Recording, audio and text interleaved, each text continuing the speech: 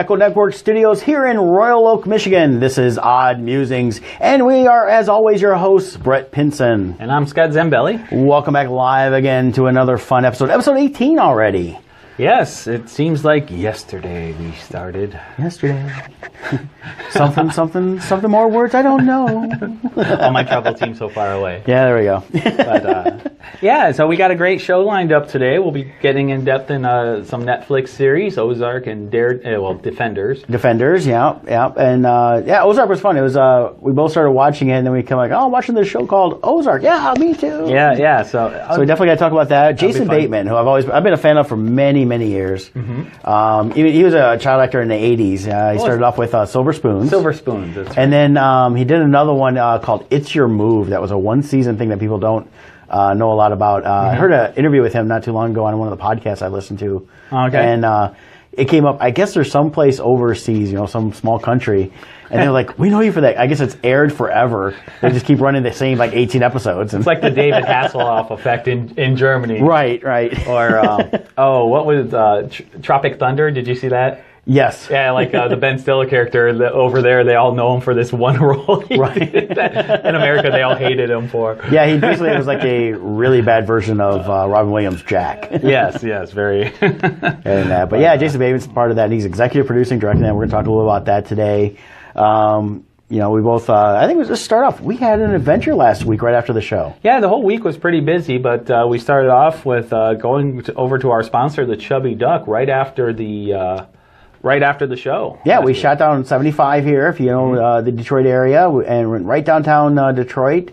Really easy to get to. It's right by the Opera House. I didn't realize how close it was to the Opera House and Opera House parking. There's a lot that's an open-air lot. Nice thing about it is only $5 to park there, so you're not paying the big downtown parking It was rates. only a 2-minute walk from the parking lot. Yeah, it was right there, wide open area. You can see Comerica Park and Ford Field from where we were at, so everything's like right there. So it's easy to walk down to, and so we got a chance to go down and meet some of the guys down there that were working that day and introduce ourselves to them, and got a chance to try some really good food. I mean, I got to try a cone for the first time. I didn't try those before. Right. Well, I tried them when they brought them in studio, but you got to try them right down there, and very delicious, high quality food, and you can tell they definitely they have a passion for what they do there. Right. I got to tell you, the deal I got was $20, and somebody said it may sound high, but you got quite a bit with it. You got the cone, you got a sushi roll. I got the California roll, so we could all try that because I knew it wasn't anything raw in it. And then it also came with the miso soup and the edamame, which they deep fry, and then they cover it in a great seasoning salt. Yeah, and I did not eat those properly. Well, you don't. They come shelled, and I ate the whole shell. I didn't realize that you're supposed to. You really can't eat the shell much. You could try, but I'm like chewing it, going, "This doesn't seem right." Yeah, you basically almost have to chicken wing it. You put the whole bone in and pull it out. Yeah. You pull out the center beans, and then nice thing was the outer coating had a good taste to it, so that just added to the flavor of the whole thing. Yeah, they had a really good seasoning on that gave it a lot of flavor. Yeah, and talking with one of the guys, he was saying that they're going to look at doing some ramen bowls when it gets warm or colder. So for the winter season. Yeah. I was like, that sounds really good. Yeah, and they do, they are small on the inside, so it's very limited seating. While the weather's nice, they do have some tables outside also. But you can also order through Grubhub. They use. I don't know if there's other delivery services too. Well, the nice thing about it is if you're coming down for an event, you can always come in there and grab some takeout. They have some pre-made stuff. You can order something different, fresh, and take it with you. Yep. And so you've got some food to eat there, or if you when it's nice, definitely there's places to go walk around. You're not too far from Campus Martius and all that. So correct. And the YMCA is right there. So if you're someone that lives in Detroit, and you go to the YMCA, definitely hit Chubby Duck. Yeah, and they provide food for the YMCA too. Yes, I'm forgetting the exact event they do, but it's a weekly. Right, and there's another place, and I'm blanking out. So if you go to the Facebook page, they talked about some other place now they have set up where they're doing the same thing. Okay, so awesome. Yeah, and then just to let the viewers/listeners know a little more about Chubby Duck, they are located in the heart of Detroit, and Chubby Duck Detroit is working hard to bring the freshest local ingredients together with a little Motown soul to create a new and sustainable food tradition that everyone can afford to enjoy. So visit them on Facebook at Chubby Duck Detroit. Keep up to date on their new creations for food. Their awards they win. They've been winning a lot of awards. A lot of magazines around the area. Been every month they're one of the top 20, sometimes top 10, but even top 20 I think is huge because there's a big food scene now going on in Detroit. So we're seeing a lot of growth in there. It's definitely been growing, and it'll only grow more with Little Caesar Arena Yep. opening up soon. Well, even where they're at, there's a lot of construction right around them, and it looks like there's going to be a lot of cool shops opening up, maybe more restaurants. So it could be that whole area right there is going to be huge for what's going on. And they're kind of on the forefront of it. Definitely. I agree with that. And so check them out. Follow them there. If you're downtown for a special event, you can see if they have special hours open, which they do a lot of times for those special events. So. Right. With football season coming, those that want to go to a football game might be able to hit them up before. Also, if you're in a rush, one thing we noticed while we're there too, they have they make it fresh every day, but they have some that they'll put together and to go. The sushi rolls. They're more popular things. They have already prepped. So if you're in a rush and you need to just grab and go, we saw that quite a bit. Yeah, they're walking, grab and pay, and going. Yeah, so it's still nice and fresh. Fresh, healthy. It's got because they were replenishing it as we were there too, because so many people were buying them. Right, and we happened to get there just after noon, so lunchtime was going on, and it was pretty steady. It wasn't a normal busier day for them, they said, but it was still a steady day for them. But I think lunch is downtown. With anything, it's not always right at noon. It's going to be anytime from 11 till 3, depending on what people's schedules are. And they're open 11 to 7, Monday through Friday, and then on special occasions for weekends. Yeah, so check them out. You won't be disappointed. And then, of course, after that, we had a couple days where we didn't see each other. Surprise. Did we? I don't think we did. No, but and then we ran into each other at the Michigan Renaissance Festival. Actually, before that, it was Saturday at the Flint Comix Fall Fest. I'm jumping ahead. The Flint Comix Fall Fest. Yeah. Always a great time seeing we Randy Zimmerman. Talked to him last week on the air, and it was great to actually see him in person. And he always brings out Donna's Donuts, and there was tons of them there, and they were all really good. I had 2. What did you have? The donuts. Oh, the donuts. Donna's Donuts. It's a local staple in the Flint area, and just a great bakery. I've never been there, but I've had the donuts, and they're always just excellent tasting. Yeah, I caved and had one, and it really was good. It took all my willpower not to have a second one. I had no willpower. I had one early on, and I drank it I had my coffee while I was setting up, and then got done. They go, "There's more donuts," and I was like, "Ah!" So I went over. They had the one I like. I like the little round ones. They're like Boston cream with the custard inside. Yeah, I had just the straight-up glaze. One of the things that helped, though, with me avoiding that second donut is there is so much good food in that farmer's market as a whole. Oh, yeah. We ate at Steady Eddie's. Yeah, for breakfast. A nice little cafe they have there. They're open till like 2 o'clock. And they're open, I think, every day except for Sundays. And that's even when the farmer's market is open, because they have their own little opening on the street, so that you can come in there even when the farmer's market is closed. Great little breakfast. Prices are really reasonable. They do a good omelet. I had the biscuit and gravy last time we were there. Before that, it was tasty. Connie, the Comic-Con mom, got a nice sandwich before. So really good. Dominic was with us at Steady Eddie's for breakfast. He got a nice bowl of soup. Yeah, he had the stuffed green pepper soup.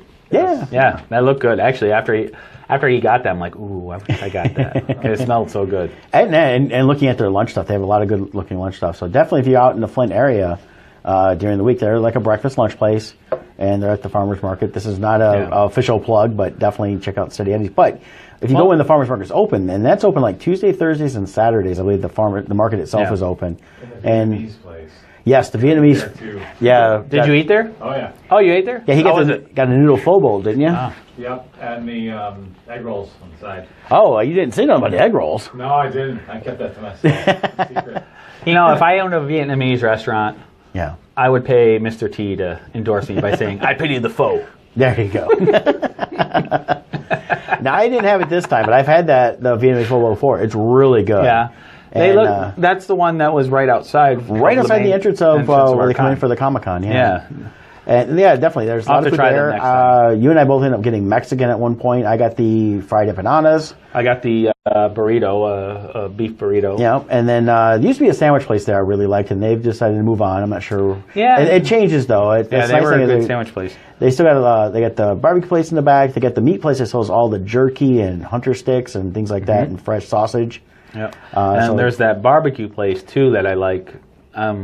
Usually I eat there for my lunchtime, but this time I tried out the Mexican place. But they're really good too. They had this slow barbecue, slow smoked pulled pork. Yeah. They do all that delicious. stuff, and then wandering around, there's like a Great Harvest Bread Company type place there. Yeah.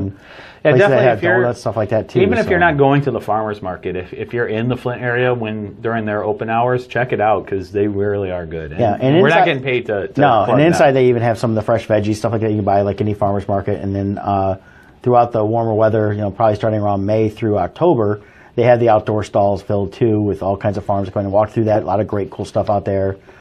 Supported the Boy Scouts while we were out there before the show started. And then, in addition to how great the farmers market is, just a shout out to, once again, Randy Zimmerman put on a great show. Yeah. Always a pleasure being and, there. going to be back April 14th for another Flint Comix Con in next spring, so looking forward to that. Yeah. And we're going to try to have him on as a guest to talk comics down the road. He's really big into comic history. Yeah, he's got quite the background and really deep experience there, so awesome. Yeah. And then, because we didn't see enough of each other, that's when we ran into each other at the Renaissance Festival on Labor Day. Labor Day. I'm wishing it was the start of summer. Yeah, I really enjoy the Renfest. I try to go every year at least once, and usually it's only once. And there's several shows I like to go with a friend of mine, and we like to see certain ones and have a good time. One of my favorites is the Rogue Blades show. It's right when you walk in, it's kind of right at the entrance there, and it's a comedy sword fighting show. It's the same every year, and that's the best part about it. And sometimes they throw a slightly variation there, and of course you get people that they know the routine, and people can get a little obnoxious once in a while. They throw a couple of sound effects out that the guys will go, "Come on," Yep.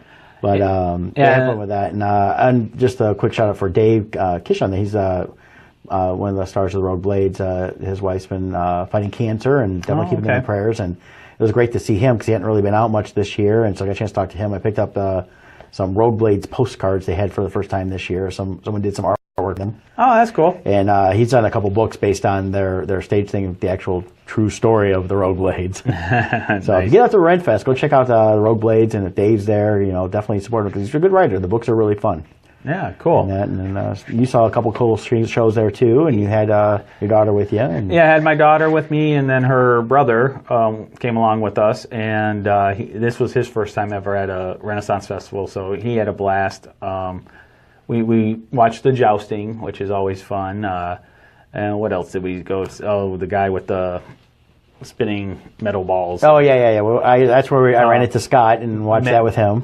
Malefico, or I forget what his name was. Something like that, yeah. But I've seen him in past years too, and it's always fun seeing him do his show. And then for me, the fun part too is I dress up for Renaissance Festival, so I have a pretty nice costume that I wear, and it's always fun because the people who are hardcore costumers at Renfest, they always got to stop me like, oh, can I touch your costume? Because they can tell it's quality made, so they feel like, oh my God, this is real leather, and this is actually sealed with beeswax the way it's properly done. And so it's always fun talking to the hardcore costumers. And then you had some people who wanted to take pictures and stuff, so I did that. So good times. My daughter, I tried to get her to dress up, but she didn't want to dress up. Oh, that's too bad. Yeah, so I keep threatening to someday figure out a costume and do that. And then otherwise I go, well, maybe I'll get a kilt. Cloak. I'll just give me a kilt. There you go. Yeah, kilts are welcomed everywhere. Yes, they got the got kilt there and utility kilt, stuff like that. But what would you wear under it? Well, if it's a true kilt, you wear nothing. Don't get excited, Tom.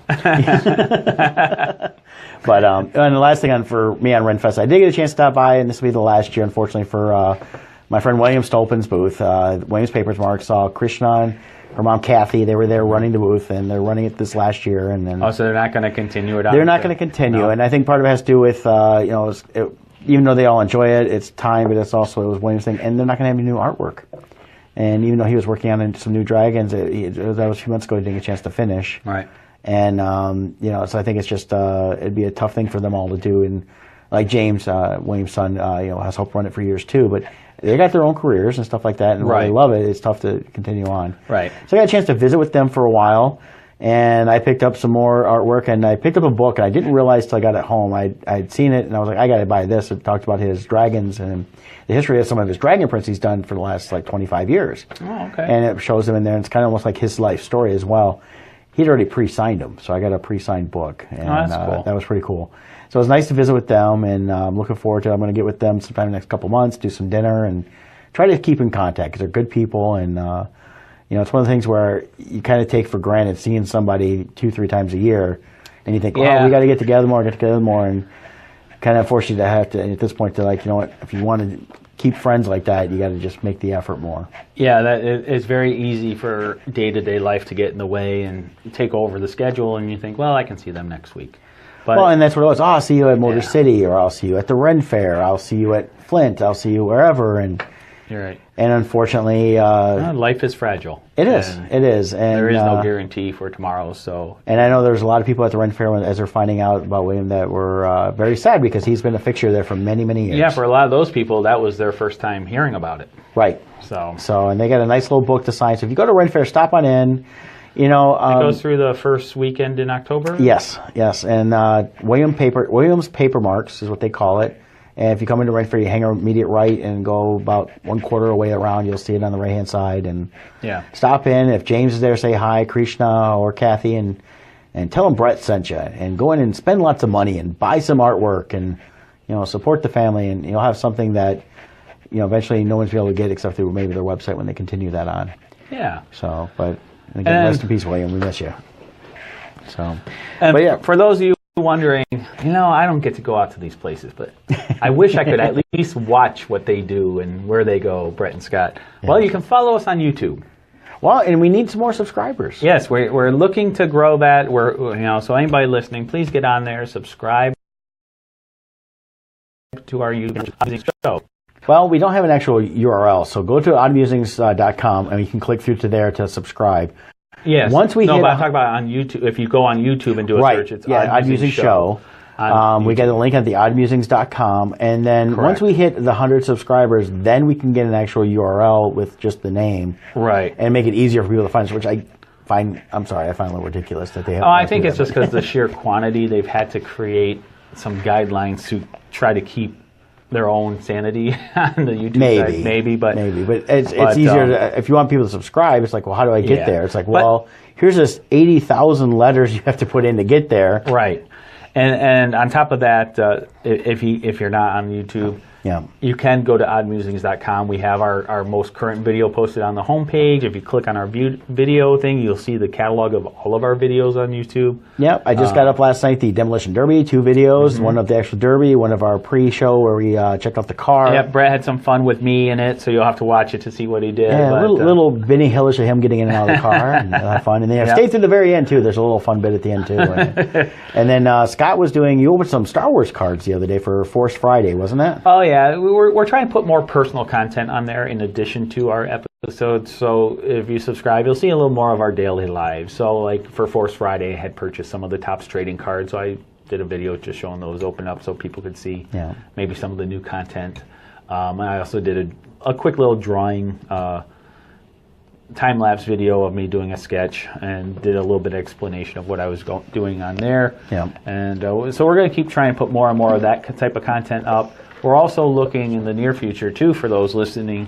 In addition to doing our weekly episodes here on Odd Musings, we're also looking at creating some weekly content of both of us where we just sign in at more of the movie review type things and stuff, so we can do more in-depth content during the show and do the reviews. We're going back and forth on this. Is like, do we set a certain time? I think we just do it whenever, and we got time, and we'll figure it out. But we'll pop it up. It'll be a live video. The cool thing is on the Facebook Live is it'll stay on our Facebook page, so you guys can check us out there. If you're watching, you know where to go now. If not, go to facebook.com / Odd Musings Show. Is that where we're Odd Musings Podcast for our Facebook thing?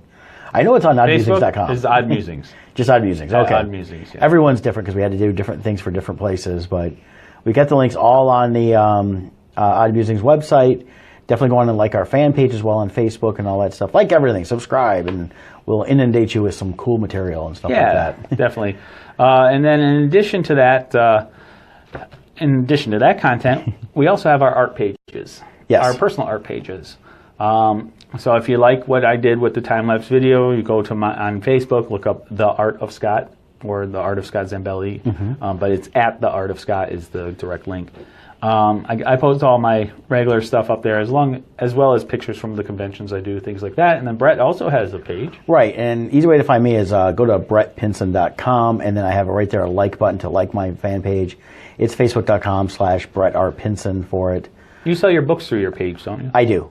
So I've got my Expendables, I've got the Boomtown Scabs, I've got the Adventures of Carl, as well as some upcoming projects I'll be announcing there Now, too. you have quite a few series, actually. What do you got, 4 or 5? I got 3 series that that are mine. That's the Adventures of Carl, the Expendables, and Boomtown Scabs. Okay. I've worked on several others, but these are ones that I don't have control over, so of course I don't sell them through the website, unless I happen to get issues in when I've done comp stuff, things like that. I also sell some of my artwork online too, so you can definitely check that out. And I'll be adding a few new things here. I'm working on issue 5 still of Scabs, get that out. Working on a new series that Scott and I will be announcing here very soon for a Kickstarter. Yeah, we're working on the initial layout designs of the book. Yep. And we're finalizing some of the character designs, so we're getting close. I'm thinking a couple more weeks we'll be ready to do an official unveiling, and from there we will be launching a Kickstarter. Yep. So stay tuned. Follow us on Odd Musings on Facebook. We'll be posting all. It's gonna be. I think it's gonna be a lot of fun, and it's the initial setup for this entire world that we're creating. And I think just from what little we've done, we've got a couple good spin-off ideas from this. Yeah, so hopefully, hopefully the Kickstarter goes well. We think it will. Yep. We believe we got a good product here, a good storyline that will only grow. So stay tuned for that. Yep. We'll hear more on that as we're coming up, and we'll definitely get up on the website, Facebook pages, and that. Now, as far as artwork, do you do commissions? I do commission work. Just hit me up through brettpinson.com. I have a contact me button there. You got some sketch cover comic books that you I've done some sketch covers, and I need to start getting those up online to show off a little bit. And then, so I can do a sketch cover for you. I can do one of my regular, what I usually do for regular commissions is you get the original drawing and then a finished colored print, since I mostly digitally color. And I try to keep price very low depending on what you're wanting, so that way if it's something I can turn into a regular print to have in the library, I do that. Yeah. And then I also take commissions through mine. With the winter months coming, I usually open up commission slots, because during the summer we're so busy traveling, I tend to keep my commission list closed. But now that we're getting into the slow time of the season for us, I will be opening up commissions. So if you follow me on the Art of Scott, you'll see when I post those openings. I have samples and online too of what my different styles are as far as what medium you want. So stay tuned. If you want art, hire either Brett or myself. We'll appreciate it. Remember, all the money goes to a good cause. Us. Our wallets, our bills, so we can eat and do the show, survive to next week. Yeah. So those who've been watching the last 18 weeks, I have dropped 30 pounds, so I'm not eating enough. But I'm actually watching it. So, but I do have to talk about one thing. The place that we get our prints made up at right now is the International Minute Press, IMP, from Plymouth, Michigan. They are artist-owned and operated, and they design, print, and promote you. They offer specialty printing services, custom graphic designs, marketing consultation, and promotional products. IMP has the services and skills to help artists and entrepreneurs looking to take their business to the next level by exceeding client and customer expectations. We've been using them for about a month now, and have been very happy with them, and Joe's running a great shop there. And Joe, if you're listening, hi. Hello, Joe. Yeah. We get our prints through there, or we also are going to be getting an Odd Musings banner made up through them. Yep. Joe's supposed to be getting some pricing on this. So, Joe, if you're listening, I need pricing, man. Yeah, Joe, we want it right here. We want this. If he's looking at Facebook Live, right in the middle, right there. So, and if you put your logo on it, you can charge us only a quarter of what it normally costs. But they are located at 1058 South Main Street in Plymouth, Michigan. But don't dissuade you, if you live somewhere else, they ship anywhere. Anywhere. And you can hit them up at 734-414-6203. Again, that number is 734-414-6203. Or click to their link on our Odd Musings page, because their current website is way too long to say on here. They're also on Facebook, Twitter, and Instagram as well. So look for International Minute Press from Plymouth, Michigan. Yeah, you won't be disappointed. Great quality work. Everything I've gotten through them so far has been top-notch. And they do multiple sizes. They even have a wide format printer now, so they can go really big if you want giant posters and things like that as well. And if you have a corporate type company and you're looking for brochures or promotional materials that way, they also do business cards and everything. I even seen our friend Eric has got some like baseball card size cards made up for an upcoming project of his. Yes. And they look pretty cool too. So exactly, definitely a lot of cool stuff there. And they do books and everything else, because we know another friend that's in his company ordered through them recently too. Yeah. So on to our next two topics here, which are unified by a common theme. Well, it's Netflix. You know, we've talked about Netflix quite a bit on the show. Yeah. Both of us are, I think, big fans of the series, of Netflix itself. I've been a fan of Netflix because they seem like they really care about what the original intent of the creators were. Yes. For that series. Well, we've talked a little bit about Stranger Things, which we'll definitely talk more about in November after the series runs in October. Right. But the guys that, the brothers that are doing Stranger Things, they said the reason we like Netflix is they let us do what we wanted to do in this. And it was about staying true to the story. And it wasn't just about they had some crazy thing they wanted to do or, you know, whatever. It was just about having a good story and sticking to it. Yeah, an example of one of their originals, it's a newer one, it's called Little Evil. It's this, just a short, it's an hour and a half long, dark comedy, horror / comedy movie. Yeah, the spoiler-free version of it is just, it's simply, this guy is newly married to who should be my wife, Evangeline Lilly. And so we don't know Scott's real crush. It's not you, Dom. Sorry. But so he's married to her, and he has this new stepson. Well, he has come to believe that this stepson is actually the Antichrist and is trying to kill him. So this is like an updated version of Problem Child. Maybe. I don't remember. I know. Geez, John Ritter from like 20 years ago. Oh, John Ritter, yes. It's very well done. The comedy is kind of in the same vein as the Santa Clarita Diet that they did with Drew Barrymore. So a nice little dark comedy. It's a dark comedy. It's not like this, like super up, laugh out loud funny. Right. But it's funny. It's a dark humor, and I thought it was well done. So I recommend people checking that out. I think I'm going to check it out this week. I haven't watched it yet. So yeah, and you're currently watching a series I've already seen. Yeah, Travelers. I'm about halfway through that. I really enjoyed that. It's been renewed for a second season, so that should be out towards the end of the year, beginning of next year. I'm always a big fan of these time travel type storylines. It's a different time travel though, and that's you know, once you watch the first episode, you pick up on it. I don't want to say too much because I think watching the first episode sets everything up perfectly. Eric McCormick from Will and Grace stars in it. Yep. The entire cast seems to be really good. The characters themselves come from many different backgrounds, and the mixture of stuff between the time traveling and the current stuff, once you see how it starts to set up, is going to play a lot into how things are going. And you're about halfway through? About 3 or 4 episodes in, so I'm really excited about what I'm doing there. Yeah, I'm excited when you're done so I can talk about it. Right, we'll definitely do that. But I kind of stopped because after the finale for Game of Thrones, I went back and started watching the series from the beginning, and I've been picking up on a lot of little things. Like I mentioned, second season, there was where Sansa basically gets beat up in front of Joffrey and everybody because he's being a jerk. Right. When Tyrion saves her, basically stops it and walks her out, she, of course, still professes her love to Joffrey because she's still at this point, and he says something about, calls her basically Lady Stark, which now we know at the current season of Game of Thrones, she is Lady Stark. Right. And I think it was pretty cool. There's a lot of, I'm picking up on one-liners from all these people that were completely dismissed in these first 2 seasons, where they've all come to fruition watching now. it, knowing what you know, right? All of a sudden, these things that had no meaning the first time are like, wait a minute, that was meaningful. Yes. Yeah, that's cool. It's always fun when a show is got that depth to it, like it does, to go back. And this was one of those shows I've always liked, and I didn't go back and rewatch them because of the fact that I was enjoying it so much. I didn't want to constantly be watching it and speculating and that. Right. And now we're coming up to the last season. I was like, you know what? I want to rewatch the whole thing. I got plenty of time because we got 1.5 years before it comes out. I'm sure I'll have it finished in like 3 weeks anyways. But right. Binging. But it's a lot of fun. But yeah, on Netflix though, I also watched a series this year called The OA. That's supposed to be coming back. Yeah, OA is... another quirky series. It was quirky. Very good series. A lot of people, when it first came out, were very... critical about the way it ends. I personally was fine with the way it ended because there's a season 2 coming, and same with Travelers. Season 2 was confirmed for Travelers also, but there is another season coming, so they had to end it on a way that would make you want to see season 2. And it seemed like a lot of the criticism was about the way it ended with the cliffhanger, but that's what gets us back. But you know what? It fulfilled the original setup for the season. Correct. And while there's a carryover, even with Stranger Things, it's a carryover. And I like what they're doing with Stranger Things. They're calling it Stranger Things 2. It's not the second season or anything else. They're treating it like their own individual movies. Right. Even though they are a series. They always like that. So I'm looking forward to see how that comes back, to see what happens from there. Because everything that was going on to that point, you're thinking one thing.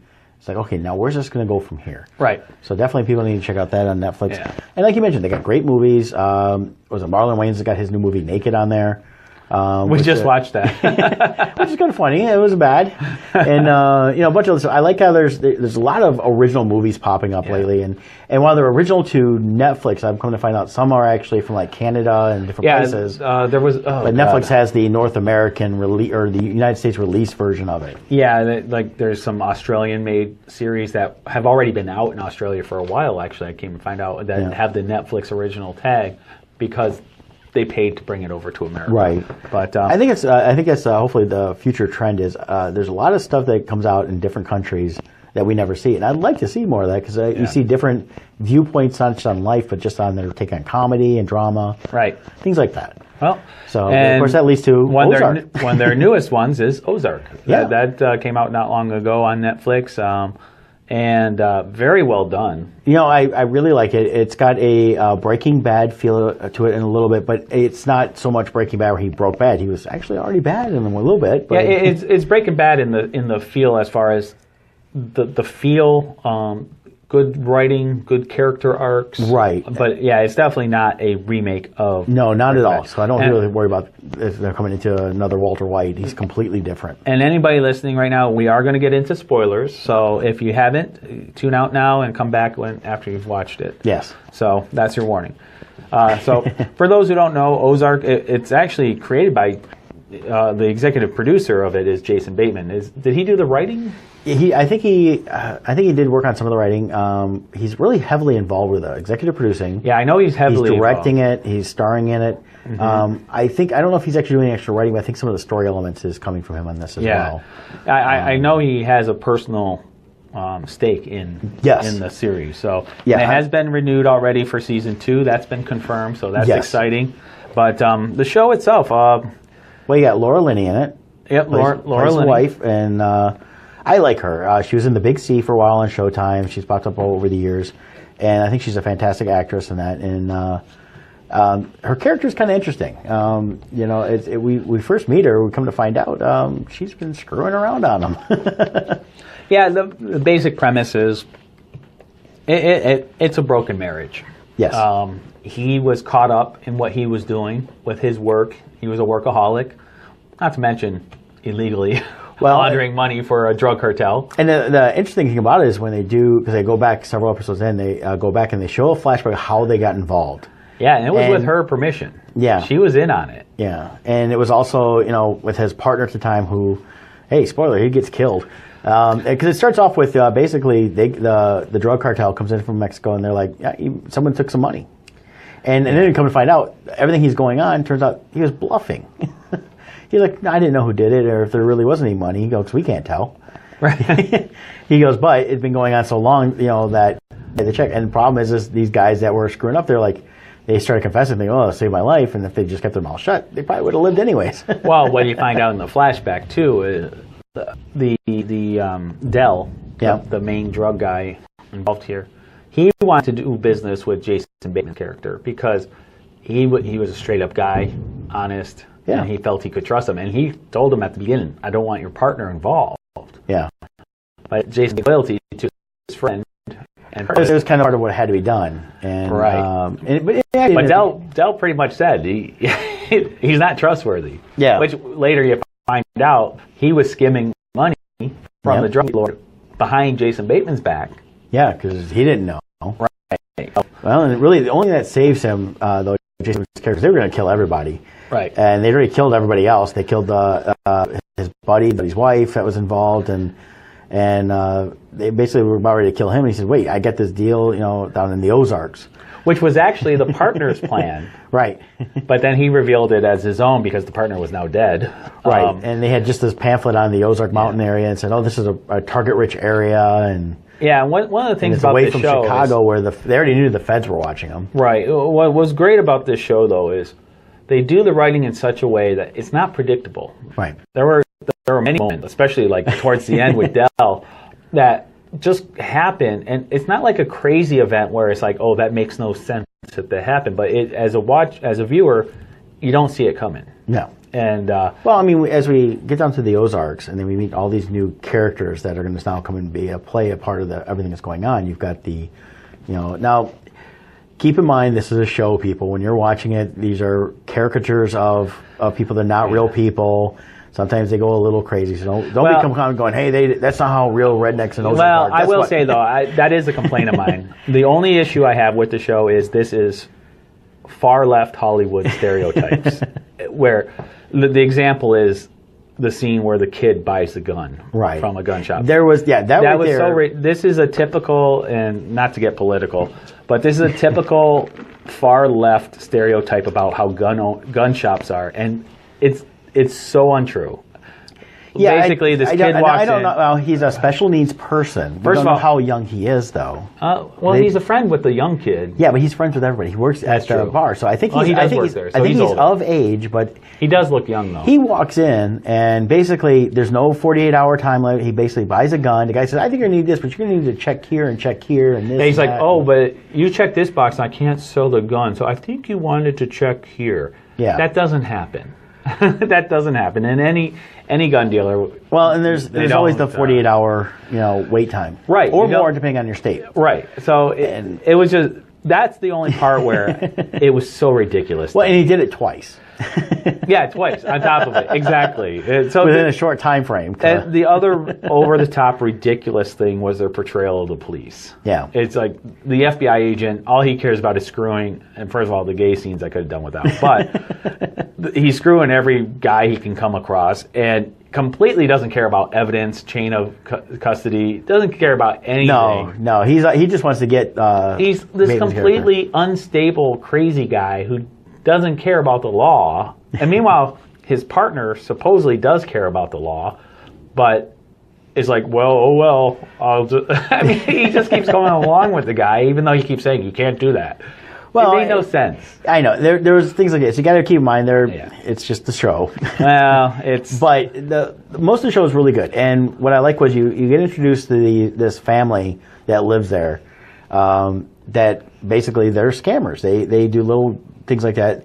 The female of the group, who's Ruth, she's the niece of the one guy. Ruth is an interesting character. Yeah. Another great story arc where at the beginning you think, I don't care for this character much, but as she develops, you care more and more about this character. Well, you come to see what really is going on with her is while she's got these big ideas. She's actually the smartest one of the group in terms of planning and stuff like that. At the same time, she's got to do stuff because her father's in jail, and so she's trying to make sure that certain things are happening because she's got to check in with him. He's basically the crime lord of the area. Well, you can also see how he's running it from prison.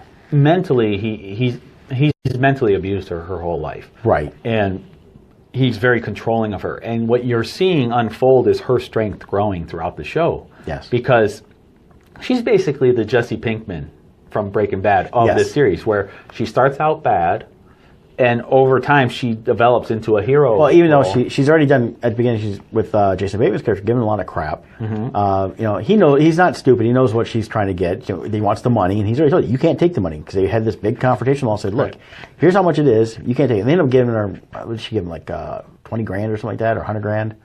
Yeah. And she put it away, but then they end up taking it because she's like, you can't go out and spend it because they're going to know. It's got to be laundered. Yeah.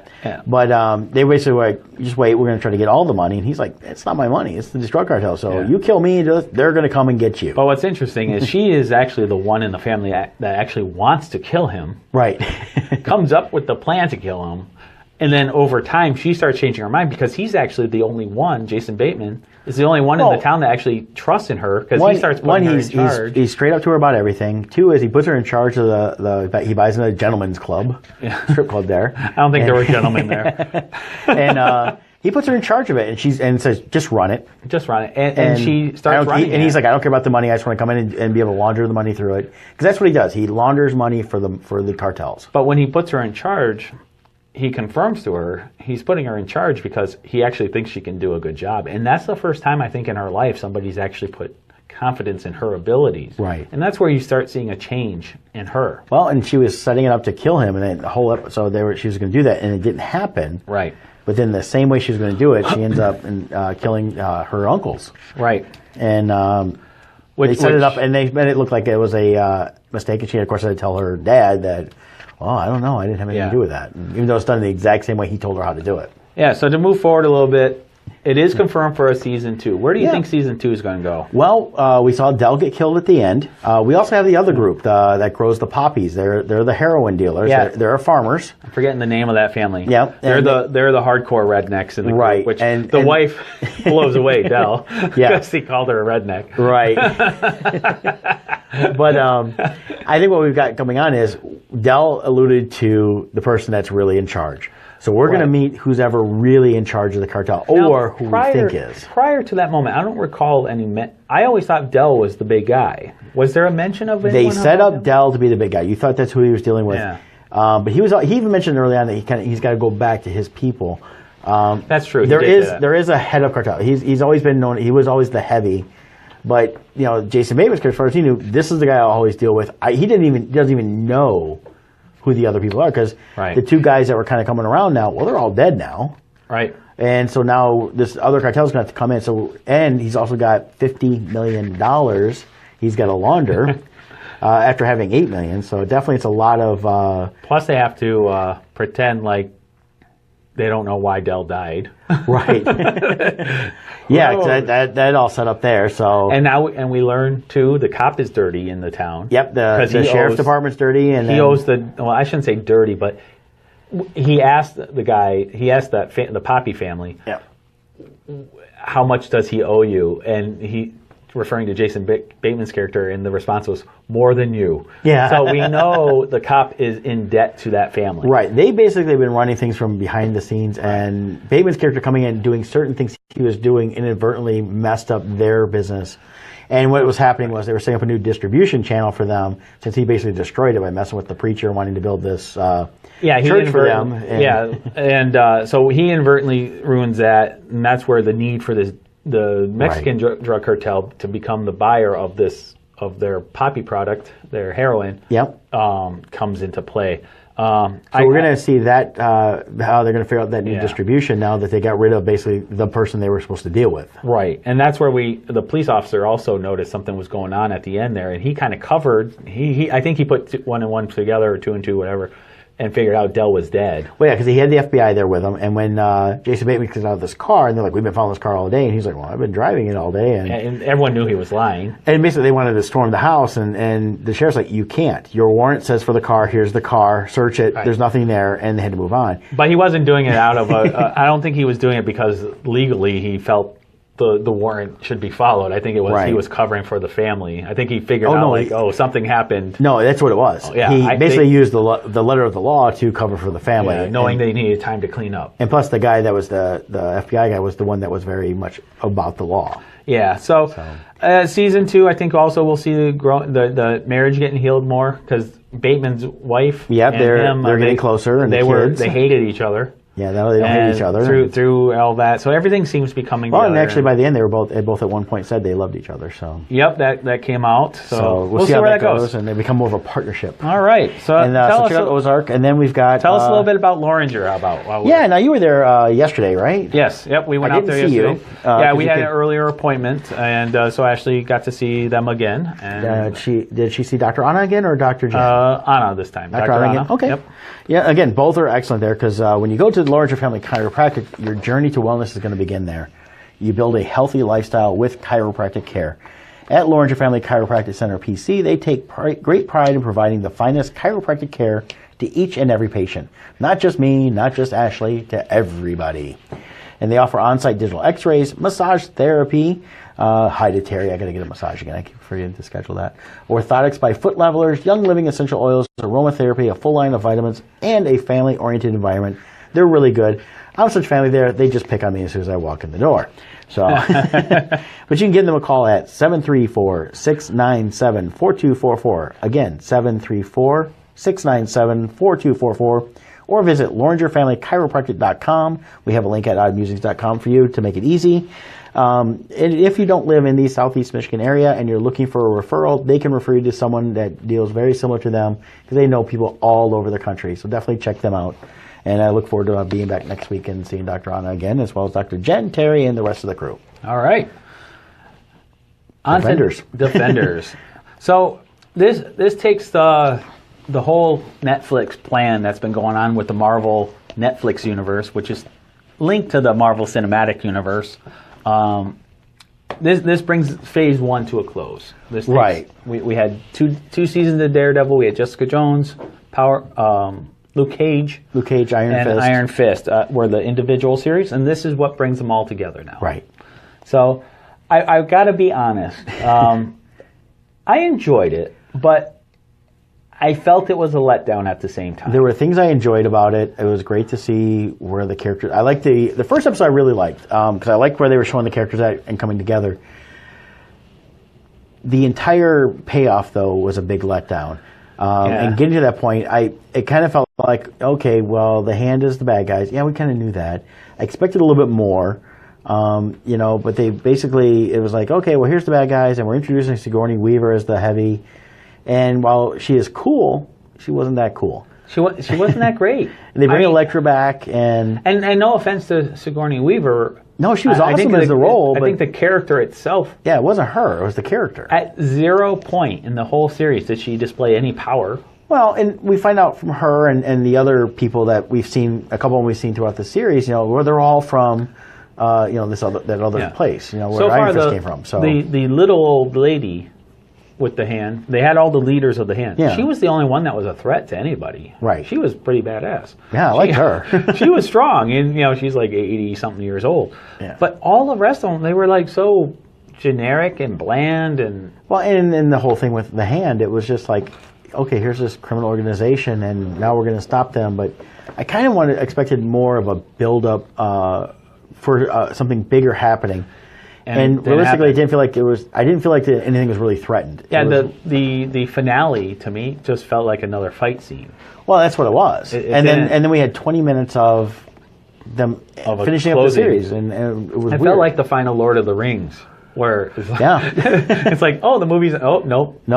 Sam's gone home, and there's his kid. Oh, the movie's nope. Now we're going to another ending. I kind of thought that's the way I felt through the whole thing. It's like, okay, come on, And, and we're seeing some... It was very anticlimactic. There was a slight setup for the next Daredevil, not so much Punisher, but we'll see Punisher in November. I wrote down some of the, what they know now is like, currently Punisher comes out in November, then Jessica Jones is going to be sometime in 2018 early. She comes out before Luke Cage, and then they're going to do another Daredevil and then another Iron Fist. And see, this is where I think the big problem is. As a series, Iron Fist was weak. He really was. And so much of Defenders...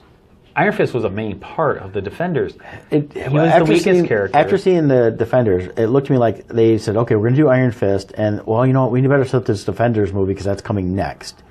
And it felt they rushed Iron Fist so they could rush into Defenders, and realistically the story is what took the hit. It wasn't that good. Well, and I've said it before. I think Daredevil Season 2 is what screwed everything up. Yes. I really do. I think... Well, they didn't realize how much of a hit they were going to have with Daredevil until it aired, and we got to do another one, which I think is where they made the mistake. The original plan was 4 10-episode series that tied together into the Defenders. And by throwing in a second season of Daredevil, their storyline now had to stretch, instead of 40 episodes... They took away from Iron Fist. It went into 50 episodes. Yep. So there was now 10 more episodes to fill, 10 hours. And I think... they pulled some of the Iron Fist storyline into Daredevil Season 2, which then made Iron Fist even weaker. Yeah. Not to mention, the actor himself, I don't mind him as Danny Rand. Yeah. But if you're going to hire somebody to play a role where he's supposed to be a kung fu master, and you only give him 3 weeks to train, you better hire somebody who already knows it. And this guy knew none of it. And that's where I think the producers and that made a big mistake. Yeah, and a lot of the fans... They picked up on it right away. Picked up on it. They could see that. They're trying to do editing. Well, you can even see it in Defenders still. Yeah. He's not...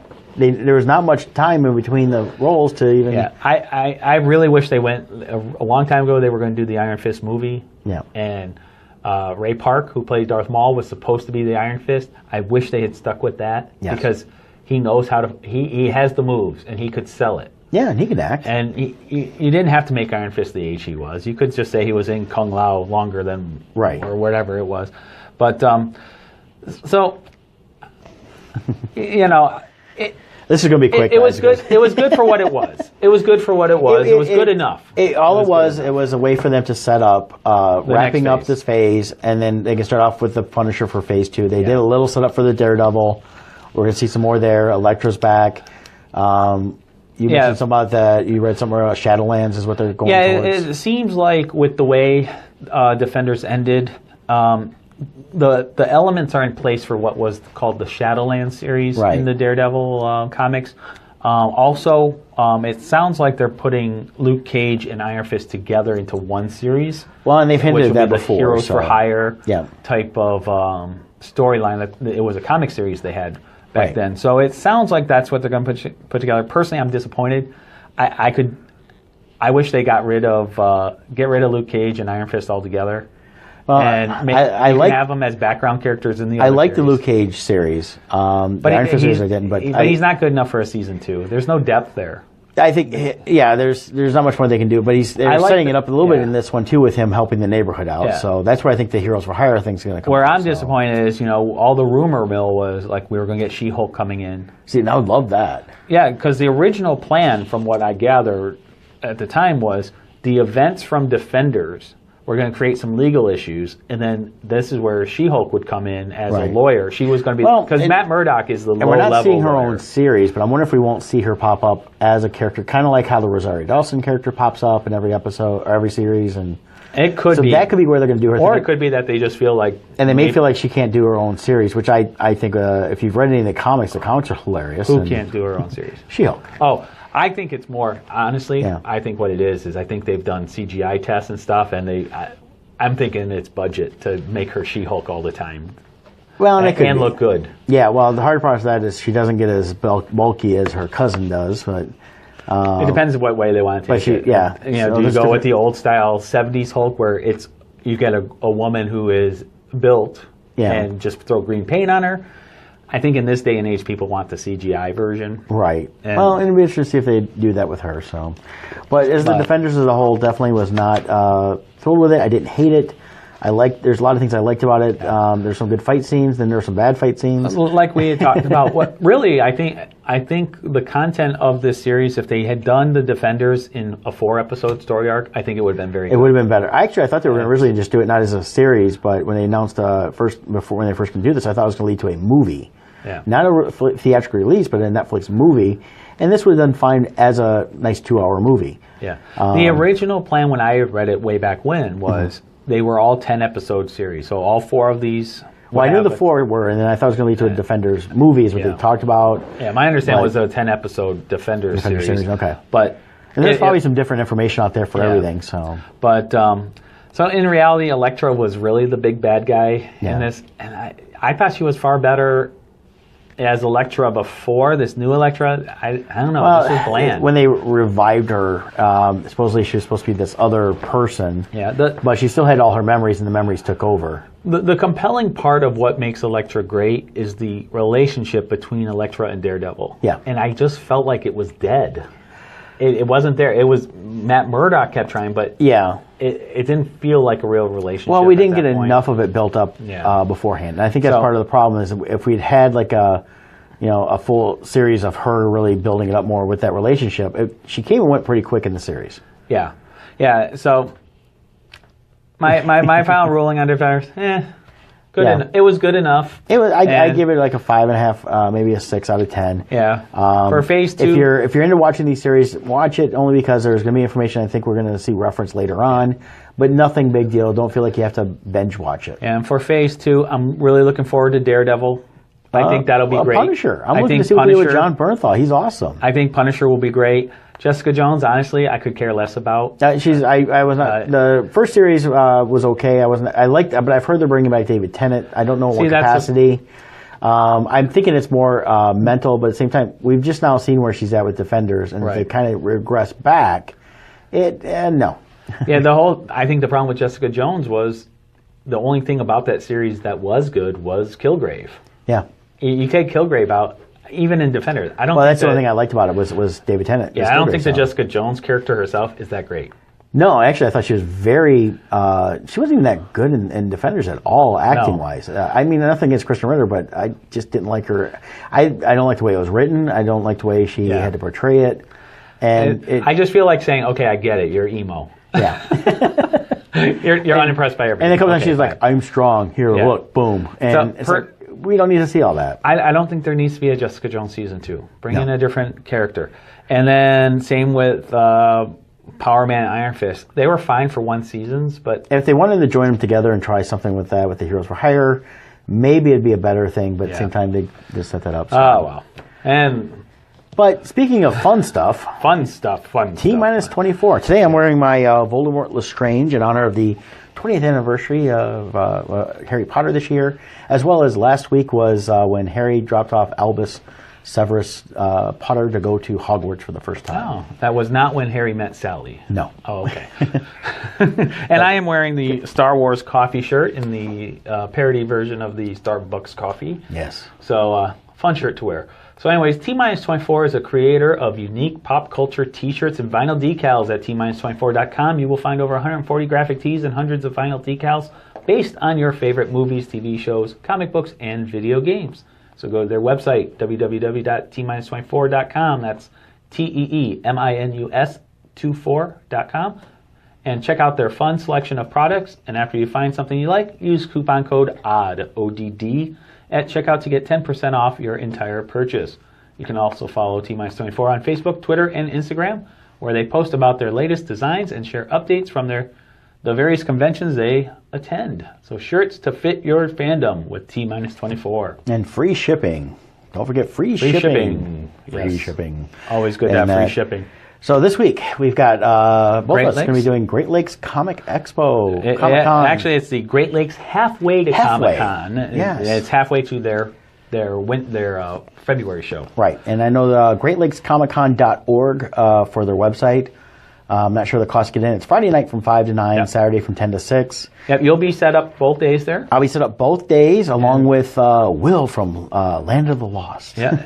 Oh, really? Yeah, Cool. and then I forget, it was the other little creature guy that they had there too. Yeah, okay, cool. And then that's their little celebrities they got. And then, of course, you're going to be out there Friday trooping, aren't you? Yeah, if you come out to Great Lakes halfway to Comic-Con on Friday evening, I'll be there as a stormtrooper.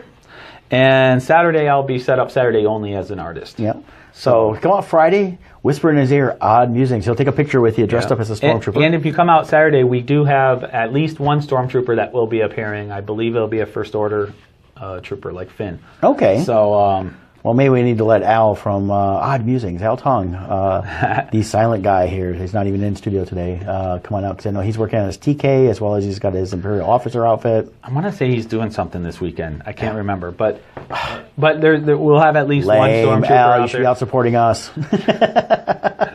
Yes. Al's a good guy in that. But yeah, Great Lakes Comic-Con, halfway to Great Lakes, the Comic-Con's going to be a lot of fun. Yep. And definitely go online, you can see where the address is. Are you out there, Dominic, or not?